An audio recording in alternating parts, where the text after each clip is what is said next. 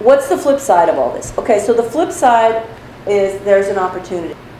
You get to examine your economy. You get to examine how you live. And you get to look at, do we really need these pipelines in this tanker? And if not, it's not about just saying no.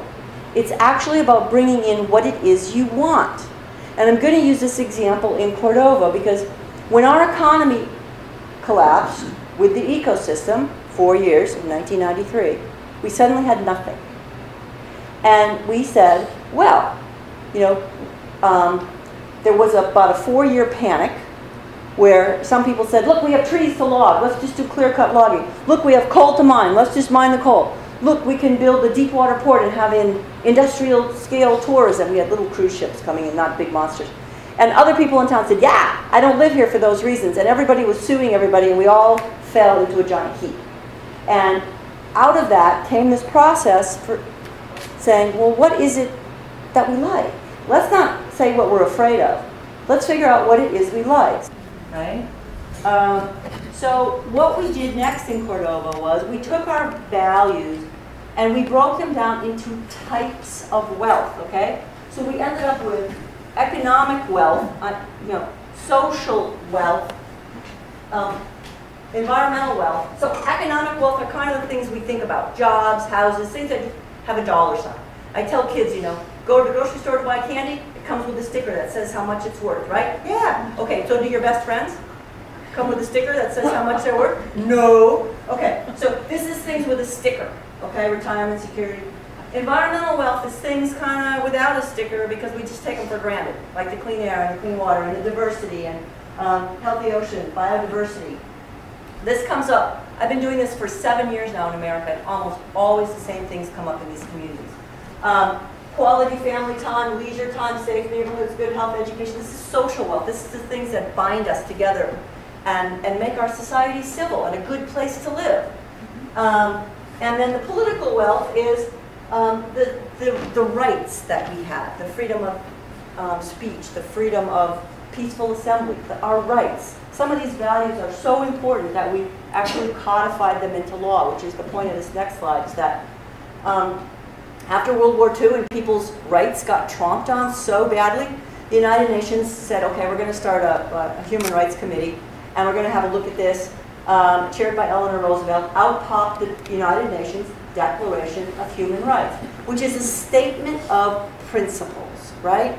And in that statement of principles, you actually see, I'm just going to do this real quick, it's really worth reading the United Nations Declaration of Human Rights because it just spells out what we as people should have. They're inalienable human rights: right to life, liberty, security of person, right to own property, right to freedom of opinion and expression, peaceful assembly. Those in America, that's like our First Amendment, right? Right to a standard of living adequate for health and well-being.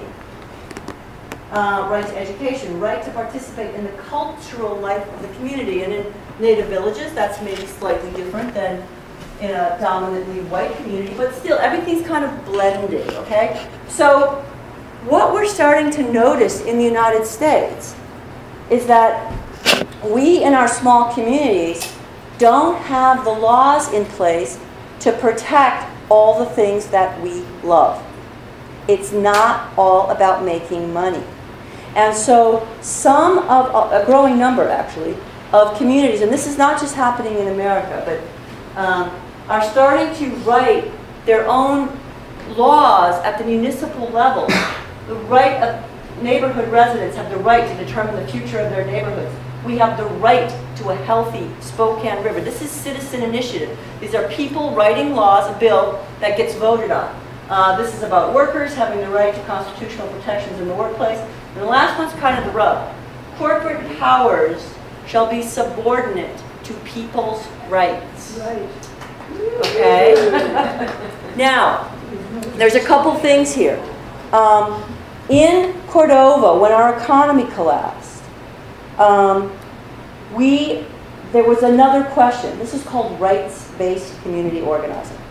We said what it was we value, and if we had more time, there'd be a piece of butcher paper, everybody'd be writing, we'd be doing check marks, we'd have prioritized set of values. The next question is, So what do you like about your community?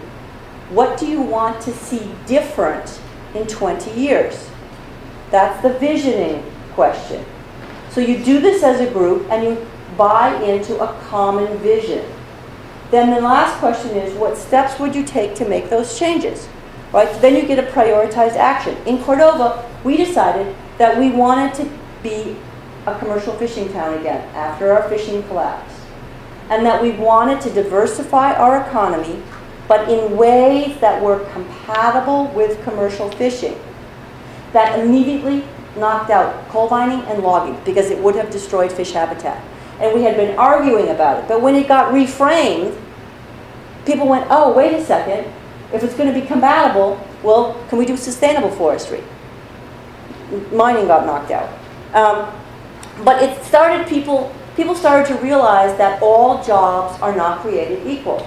And we wanted to bring in the jobs that also supported and nurtured our community wellness, our individual health, it protected our environment. We wanted jobs that did that as well.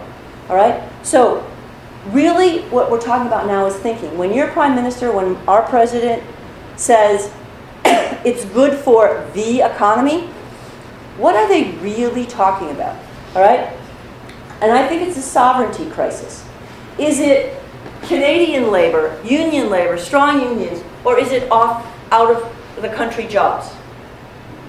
Is it, in the United States we have this wonderful thing where we just imprison a bunch of people with mostly black colored skin and then put them to work at pennies on the dollar doing things like cleaning up in the Gulf of Mexico. So it's the corporations can hire from our prisons, right?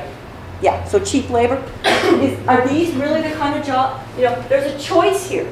The high-paying family jobs, prison labor, maybe, is it factory farms? Or is it the small farmers? What is building our economy? I read in Canada that 95% of your food now is coming from factory farms. We're having the same problem in the US where our small farmers are just committing suicide left and right now, real high rates. We have the choice between jobs that poison the air, poison the food, poison the water, poison our bodies, and growing the healthy food, eating the healthy food. So the economy, when it's good for the economy, says Harper, says whoever is president, they shift in the US. It doesn't matter at all, we're all tied into this gross domestic product, right? Which I think is very appropriately named, because the only way for it to grow is for it to cannibalize or consume and destroy social and environmental wealth. So, and it does that to grow bigger and bigger and bigger. The gross domestic product only counts money exchanging hands, no values attached. Right? So all the things that we talked about, family, friends, that doesn't count. People's health, trade-off for dispersant use. This is called suicide economy in America. Some of the authors are coming out and calling it that. And this reflects a sovereignty crisis. Whose values does your national economy reflect? Is it where we have health and well-being woven into the economy? Or is it just money exchanging hands? We've got the same problem across the border. We've got the same problem in America. And what we realized in Cordova, and we started to work towards this end, was that really we wanted jobs that grew one form of wealth without decreasing the others. So it had to be not harming. That's how we ended up with, okay, we had logging. Clear-cut logging harmed the environment, harmed salmon habitat, but sustainable forestry was a different way of logging that was protective of the environment and did it in a different way. So it didn't knock out logging, it just knocked out one form of logging. So we really started thinking more about our industries and what would be good for us and our economy and protecting what we love. This is called the living economy. So just think a second. We have this myth in America and here that it's all about oil and that it has to be about oil. That's our future. So what do we as individuals have to buy into to keep that narrative story going? The status quo. This is the story. These are the pillars, the myths that support this status quo, this belief that it's oil forever. All right? So what are some of the things you just started thinking that you would have to believe in order? Well, for starters, that oil isn't finite. Okay? Oil's not finite. The whole economy depends on oil. The whole economy depends on oil. Everything would collapse if we took away oil. Oh no. Okay, what else? There are no alternatives. There are no alternatives. I stopped calling it alternatives. I started calling it energy options. And what we need to do is diversify our energy portfolio. All right? Just throw it out there. Okay, so no alternatives to oil. We're stuck. Yeah. No one's going to listen. No one's. No, pardon? There's your city councilman going, what? Pardon? All right. This is Canada. So, okay, so here, this is for corporations are persons. They have equal rights to, like Enbridge, you know, could come in and say this needs to happen. Money is speech. We have a real democracy. Anybody believe that? People rule? Little d democracy I'm talking about now, where people actually rule. We don't have that in America either at the moment, so don't feel bad. This is about corporations coming. Climate crisis is a hoax. If you don't believe in climate crisis, then we can just stay on oil, right? But if you actually believe that maybe the kids need a little help here, you can't stop progress, but you can shape it. And that's the whole thing about not saying no, but saying this way, right? Jobs versus the environment, that's a bunch of baloney. And people we elect can fix the problem, right? So the thing is, once you start destroying these myths, the pillars start to erode. The pillars that support the status quo. And if you collapse enough of these myths, the story, the narrative story that props up oil falls. You need to be there with another story, this way, this way. So this last video is actually meant to be inspiring. It's showing what kids are doing. This is a Brower Youth Award. This young lady was 12 years old when she emigrated from Mexico. I think I'll read over the words because they're small. English was her second language, and she took on the most powerful LNG plant in the world. So this is Erica Fernandez, and now she's at this quote from Cesar Chavez that I always repeat it every time I speak or wherever I go. Once social change begins, it cannot be reversed. You cannot uneducate the person who has learned to read. You cannot humiliate the person who feels pride. And you cannot oppress the people who are not afraid anymore. We are the future, and the future is ours. So for me, those are the words of him that inspire me to continue every day.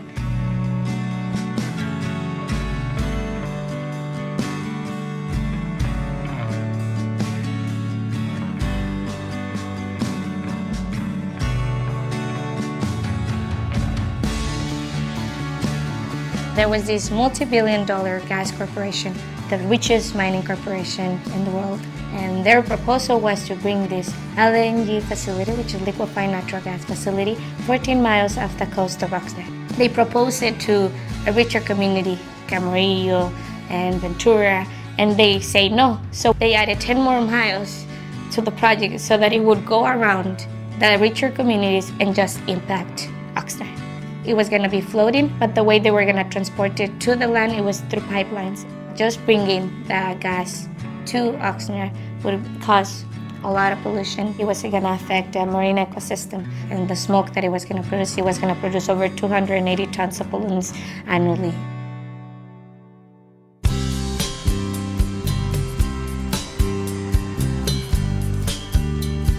Oxnard is an agricultural city, and the majority of the people are monolingual Spanish speaking. This community is very vulnerable because they are working in the fields. That means that what they're doing is just working enough so that they could help survive their families. This corporation knew that these people were not going to take the day off to go and protest. They knew that they were not educated, most of them. They knew that it was an easy target.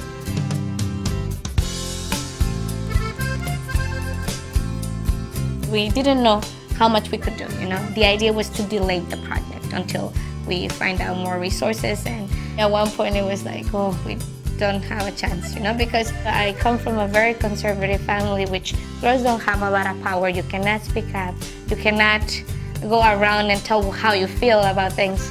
And so first we started like giving talks. Like we would go to neighborhoods and we'd tell them, could you please gather like your neighbors? We would pass flyers, we would have education meetings. When I educated myself and realized, why is it happening in my community? Why cannot we deserve like having a voice and an opinion about what it happens behind our yards?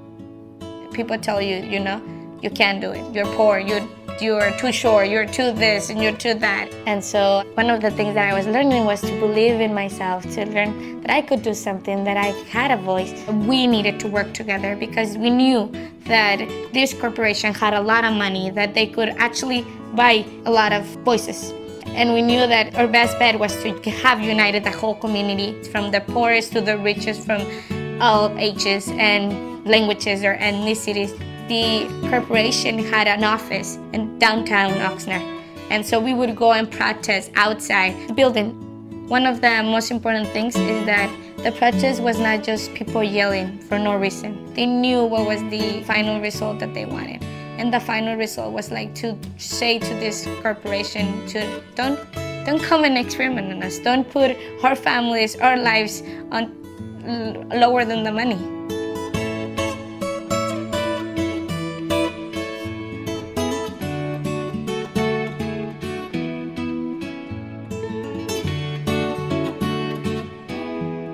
That day, they asked me to represent the youth and to give my testimony. It was this small little Mexican girl, barely speaking English. I could barely put a sentence together. I was in front of this microphone and I just started speaking from my heart. I didn't have any title, any statistics or anything.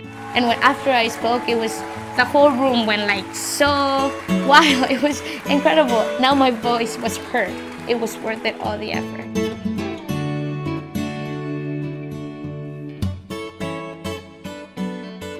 I wanted to be the voice for those who thought they did not have one.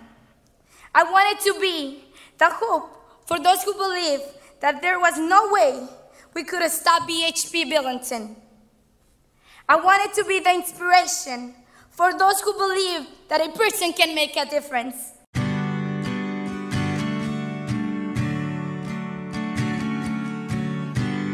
For me, that was really important to see there was a development in these communities. We wanted them to be educated, to be empowered, to know that after this, they were ready to battle whatever other struggle they were gonna face.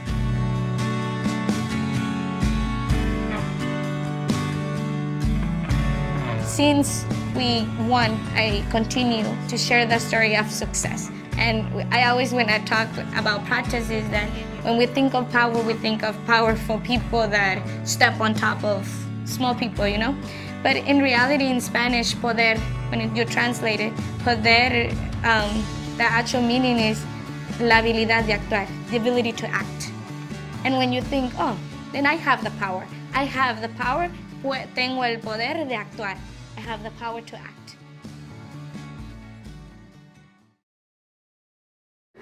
There's no turning back. We will win. We are winning because ours is a revolution of mind and heart. And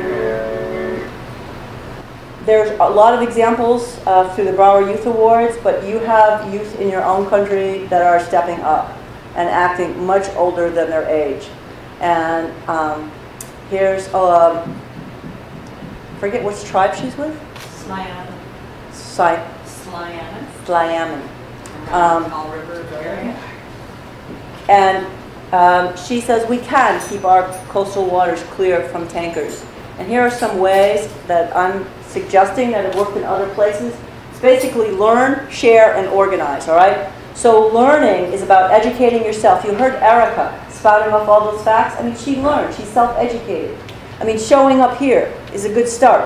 And then sharing what you've learned. There's a movie that I'm going to leave here in Prince Rupert. This is The Big Fix. I've also got permission so that you could screen Dirty Energy. These are movies from the Gulf that show, you know, like Black Wave, the danger of what happens after one of these things, the political buyout, the sellout of us for the dollars. These are great opportunities for discussion and screening and education. School projects. A lot of times, these students in the US, they start as like 9th graders, science projects. Why couldn't you have your schools here, your high schools, looking at what are energy options? What are viable energy options? Doing the math, proving why they're viable, proving where they could go, doing startup projects. I mean, this is all going to fall on these kids anyway, these kinds of energy options. Let's just get them started. There's a story in Vermont of where one girl started as a high school project to get her school off of coal. And she wanted to do a wood pellet plant, waste wood chips and stuff. She got her school off. Then she said, well, how about my community? Because every time you flip a light switch, it would go to the electrical plant, the coal plant. She got her whole community off. She goes, well, what about my whole state? She went, ramped it up to all of Vermont. This is as a high school kid. So let's get the kids involved. This is current learning for them. Share. Once you learn, you share. So potluck with a purpose, they're called, you know, where you invite your friends over and show some Broward Youth Award movies, show, you know, just talk about current politics. What are ideas? What could we do differently? How can we network? Group visits with other communities. I know this was talked about early on, where share how you live down here. Share it with people more interior, where you actually physically go. There's a movie called Waking the Green Tiger out of China, showing about the environmental movement there and where the dams come up and they displace millions of people, right? And those displaced farmers all end up being like garbage. They're like the lowest class possible. So the nascent environmental community thought, haha. So they got money and they took busloads of farmers from other communities too, where these people had been displaced, and said, do you want to live like that? And just, you know, whoa, no. One of the things that's happening in Prince William Sound, the Copper River Watershed Project, where we have such a big watershed that now we go down to the 3rd grade level and up, and have the kids like Skype and do projects where they share what they love, like the commercial fishing kids or the subsistence kids youth down in Cordova. Upland, up farther up, it's dog mushing, and it's, you know, it's different things that they love. So they share. We get to understand throughout our watershed, but throughout British Columbia. You know, have the kids share virtually, because there's nothing more powerful than building relationships, right? I mean, that's really what it's all about. And yes, the letters, the petitions, the media. So I understand that the Joint Review Panel has this deadline of August 31st to write an input. And what I would suggest doing is reframing it in your mind and use it as an opportunity to write a letter to your children or your future children if you don't have any, or your grandchildren, and say all the things that you love and you know, respect, and the stuff that you want to share with them, even if you're not going to be here, and share that with the JPR, and just JRP, and have them, you know, just do it by an August 31st deadline, that's all. But you're really doing it for yourself. It's time to think about what it is that you love.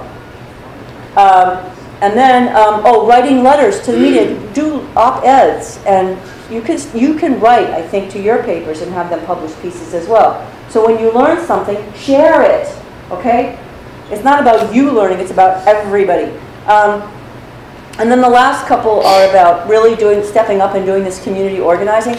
And I learned about the Council of Canadians in, I forget if I was in Nanaimo or Nanaimo, Courtney, wherever.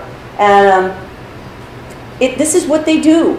They do skill sharing and campaign building. I mean, here we are. We don't have time to waste. We want what we do to be effective, right? So let's do some educating here and find out what are the campaign skills. How do we build an effective campaign?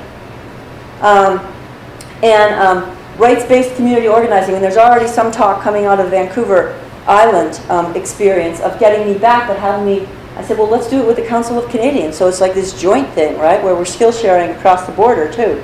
And then this rights-based community organizing, which is about what do we like about our community? What do we want to see different in 20 years? What steps would we take to make those changes? And then actually doing that, coming up with a plan.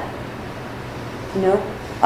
So I hope that these ideas help. I mean, this is sort of the end of it. It's meant to get you out there and not just saying no, but figuring out when your next meeting is going to be where you can actually start implementing some of this with you all. But that's kind of it. And I'd love to do questions and discussion, whatever.